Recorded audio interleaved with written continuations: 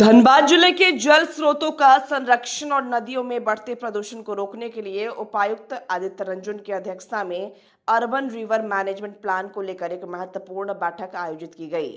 बैठक में दिल्ली से आई 5 सदस्यीय विशेषज्ञ टीम भी शामिल हुई, जहां जिले में औद्योगिक इकाइयों से बढ़ रहे नदी प्रदूषण पर गहन चर्चा की गई।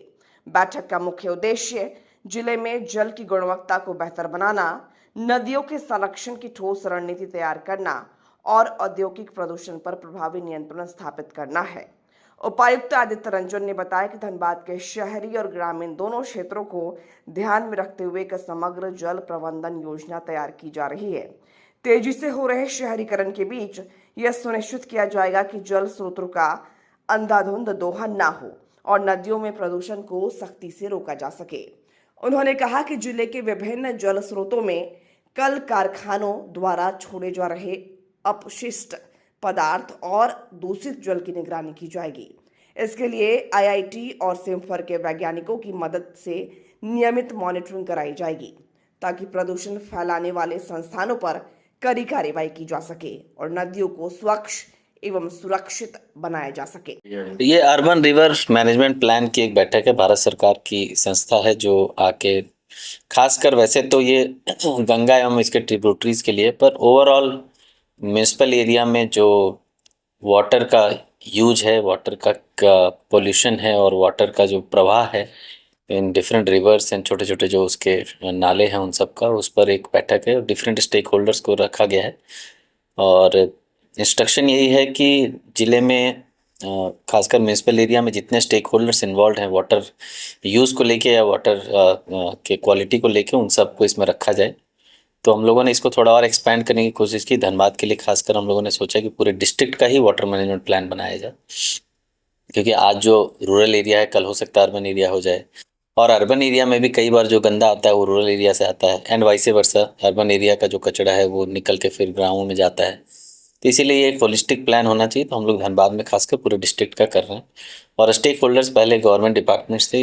आज हम लोगों ने बैठक में निर्णय लिया कि इसमें चूंकि धनबाद में ऑलरेडी बहुत सारी कंपनीज हैं जो रिवर पॉल्यूशन भी करती हैं, रिवर प्रोटेक्शन भी करती हैं, उनका अपना वाटर मैनेजमेंट प्लान भी है, उसका यूज यूटिलिटी भी है। तो हम लोग सभी बड़े कंपनीज को भी स्टेक होल्डर बना रहे हैं। अगली बैठक में वो लोग भी रहेंगे, खासकर बीसीसीएल, हॉयल, एमपीएल, इन सबको हम लोग रखेंगे। साथ ही साथ दामोदर वैली कॉरपोरेशन धनबाद में है, जिसका काफ़ी बड़ा एरिया पड़ता है, और डैम की वाटर क्वालिटी वही होगी जो रिवर की वाटर क्वालिटी होगी, क्योंकि end of the day dam में पानी रिवर से ही जा रहा है, और रिवर की क्वालिटी वही होगी जो उसमें नालों से पानी जा रहा है उसकी क्वालिटी। तो सब चूँकि वाटर बॉडी सब कनेक्टेड हैं, तो इसीलिए हम लोग डीवीसी को भी इसमें इनवाइट करेंगे, स्टेक होल्डर बनाएंगे। टेक्निकल एजेंसी के रूप में आईआईटी और सिम्फर के लोग भी हैं, हमारा पॉल्यूशन डिपार्टमेंट भी है। तो मूल रूप से एक holistic plan for the district बनेगा, जहां water conservation, water use efficiency और वाटर की क्वालिटी मॉनिटरिंग की एक चीज़ बनेगी, और जिससे आने वाले समय में जो वाटर स्कार्सिटी है और दामोदर की जो लाइफ है वो बढ़ सके उसके लिए। ये उसी का पार्ट है। हम लोग चेक पॉइंट्स बना रहे हैं। लास्ट 15 साल का डेटा भी हम लोग मॉनिटरिंग के लिए ले रहे हैं।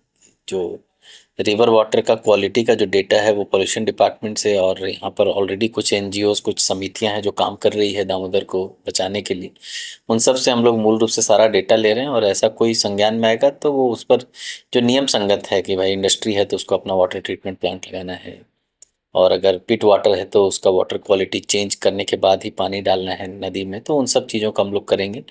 और साथ ही साथ जितने भी वाटर के मार्कर्स हैं, हम लोग आज नोटिस में आया कि जितने भी हमारे ब्रिजेज हैं उनके पिलर्स हैं उसमें वाटर मार्क्स नहीं लगे हुए हैं कि भाई बरसात में कहाँ तक पानी रहता है, किसके ऊपर फ्लड जो है वो नोटिफाई होना चाहिए।